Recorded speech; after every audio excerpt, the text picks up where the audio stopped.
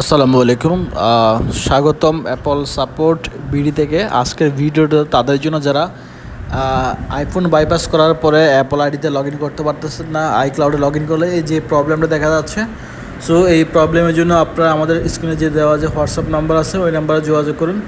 যোগাযোগ করে আমাদের সার্ভিসিং টিম আপনাকে অ্যাপল আইডি লগ ইন করার মতো ব্যবস্থা করে দিবে। সো সময় নষ্ট না করে দ্রুত আমাদের স্ক্রিনে দেওয়া যে হোয়াটসঅ্যাপ নাম্বার রয়েছে ওটাতে যোগাযোগ করেন। ধন্যবাদ সবাইকে।